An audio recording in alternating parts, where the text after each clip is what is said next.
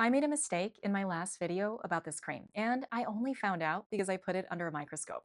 What I found out is something that these companies don't tell you. In my last video, I told you the needles in this cream were 15 micrometers or 15 microns long, about 1/5 the thickness of a human hair. That's a number I took straight from the company's marketing materials. At that length, I figured these needles can't really go deep enough to hurt people. Then I got curious. I wanted to see what these tiny spicules actually look like up close. So I put the cream under the microscope, and what I saw was not what I expected. I'm going to show you exactly what I found, explain why it matters for your skin, and share a brand new paper from one of the world's top dermatology journals that raises a concern everyone using or thinking about using these creams needs to hear. In my original video, I covered a type of product that's become really popular, especially in Korea. Some people call them microneedling creams or liquid microneedling. VT's Reedle Shot is the most well known, but Medicube's exosome shot is another big one, and there's tons of others. They all work on the same idea. They contain tiny glass-like needles called spicules. They come from sponges, animals that grow microscopic needles inside their bodies as a natural skeleton. The companies say these needles create tiny channels or openings in your skin to help ingredients sink in deeper and supposedly boost collagen production too. In my original video, I said that these spicules are 15 microns long. Again, that number came straight from VT's marketing materials. And because of that, I thought they were too short to penetrate into your skin or cause any real issues. But take a look with me up close. We're at about 200x magnification right now. I measured 3 spicules, and here's what I got: 184 microns, 191 microns, 232 microns. Those numbers are 10 to 15 times longer than the 15 microns I quoted in my original video. So I went back to the company's marketing because at that point, I'm kind of annoyed at myself. Where did I get that 15 micron number from? It says VT Reedle 15 microns. It shows the Reedles laying flat within a pore, so I assumed that 15 microns was a length measurement. But after measuring these myself, 15 microns is closer to the width of the spicule, not the length. Think of it like measuring how wide a needle is, but never telling you how long it is. The width doesn't tell you how deep the needle goes, the length does. And the length is nowhere on the packaging or marketing materials. The mistake in my original video was mine. I should have verified. But if length is the number that actually matters, why isn't it on the label? Here's a simple way to think about this. Imagine pushing a toothpick into a layer cake. The thickness of the toothpick tells you nothing. What matters is the length, because that tells you how many layers it goes through. Your skin works the same way. The outer layer of your skin is called the epidermis. Below that is the dermis. That's a deeper layer where collagen lives, where blood vessels run, and where we would expect to see any real structural change. The key question is, can these spicules actually reach this deeper layer? One thing that makes this complicated is that the epidermis or outer layer of skin is not the same thickness everywhere on your face. Researchers have measured how thick this top layer of skin is on different parts of your face. It's between 30 and 65 microns thick. Now put my spicule measurements next to that.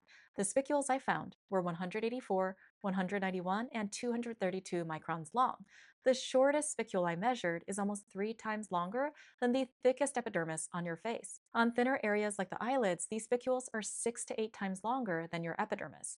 Now, these spicules don't go perfectly straight in. They're rubbed in or patted in at random angles, however they happen to be sitting in the cream when it's patted onto your skin. So having a 200 micron spicule doesn't mean that it's penetrating into your skin by exactly 200 microns. So how deep do they actually go? In a 2019 study, researchers used sponge spicules around 120 microns long. That's shorter than the ones that I measured on pigskin. The channels created by these 120 micron spicules were around 49 microns deep.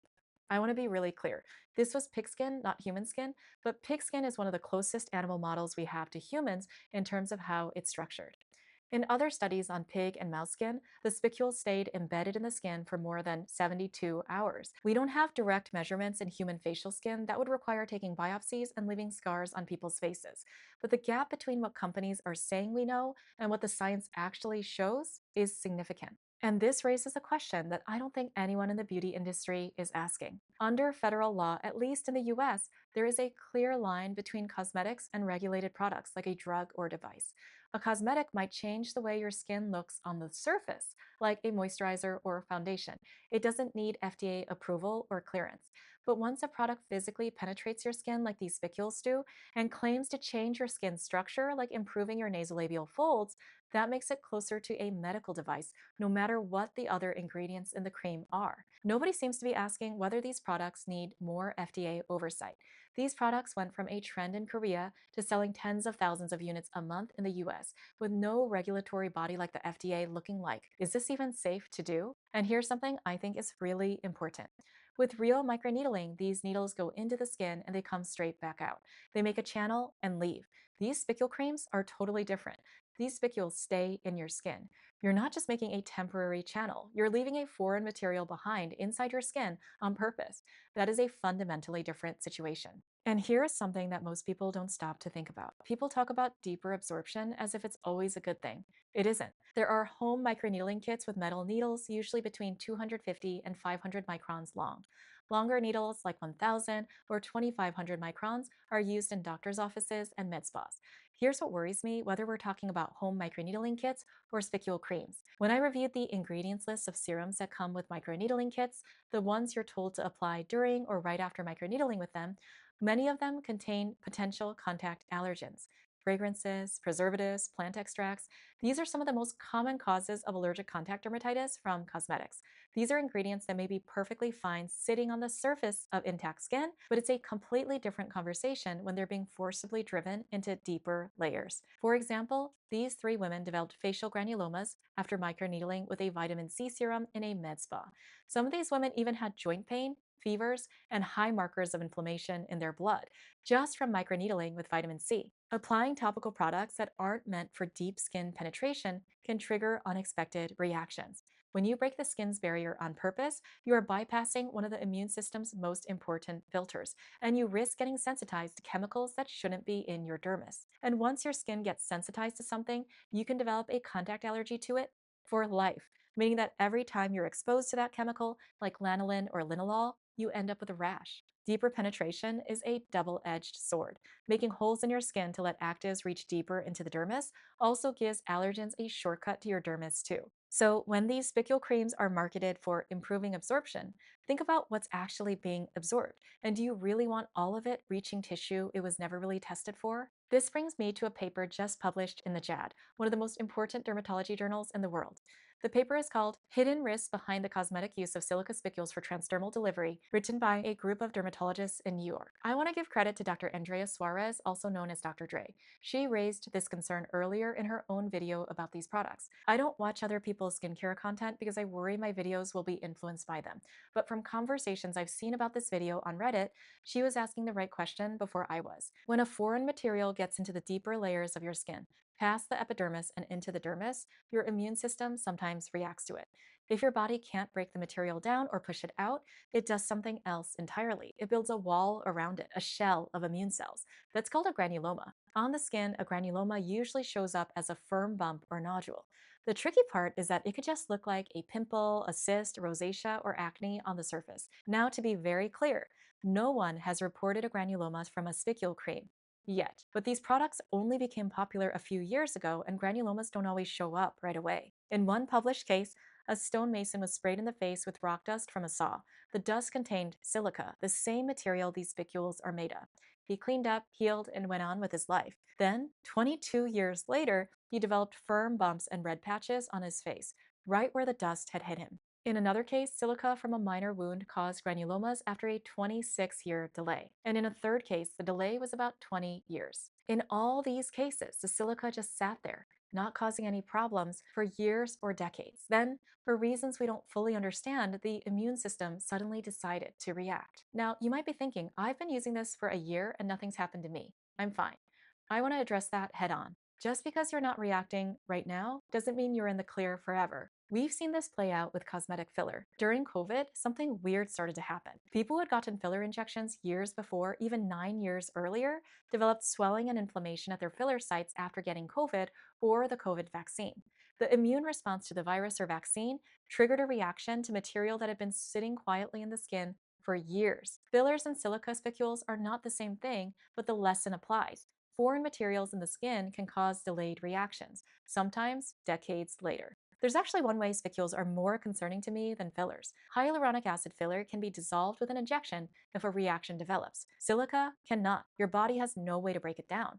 If a reaction did develop, the options would be more limited. Steroids, other medications that suppress your immune system, or cutting out the affected areas of skin, leaving you with scars at every site. I'm not saying that this will happen because no cases have been reported, but no cases yet from a 3-year-old product is not the same as saying this is safe forever. I checked both VT and Medicube's marketing before making this video, their websites, their Amazon listings, everything. Neither company discloses the length of their spicules anywhere. The numbers in their product names, like 100, 300, 700 for VT, they do not refer to needle length. These refer to spicule concentration in these creams. The higher the number, more spicules. Medicube's FAQ states that leftover product, quote, will not be absorbed into your body and, quote, will naturally dissipate. But if these spicules are long enough to reach the dermis, I'd like to see more human proof that this claim is true. But if they call attention to how long these needles are, I think this would flag more attention from the FDA. Here's where I land. These products are still not microneedling in a bottle. They don't replace professional treatments. But my concern level has gone up since my last video. I can no longer say these needles are too short to cause any real effect or any real side effects. If I really wanted to use these products, here's what I'd do. 1. I'd consider using a milder version. The 100 is a very different experience from the 700 or 1000. Fewer spicules mean less exposure. 2. Apply gently. Press or tap onto the skin instead of rigorously rubbing. 3. Be careful what you layer on top. These creams are designed to help ingredients absorb deeper. That means whatever you put on after may also be going further into your skin than it's supposed to. Keep it simple and avoid potential contact allergens like fragrance, lanolin, linalool, and propolis. 4. Keep these away from your eyes. These are needle-shaped particles around 200 microns long. There is no published safety data on what happens when they contact the surface of your eyeball. 5. If you develop any new firm bumps or nodules on areas where you've been using these products, please see a dermatologist and mention that you've been using a spicule cream. If they give you a weird look because they don't know what you're talking about, tell them they can find an article on it in the JAD. If you like content like this, you might like my videos on home microneedling devices like Cure's popular microinfusion system. And coming up, I'm almost done with my video on office and home laser hair removal. If you're interested, consider subscribing. Thanks for watching.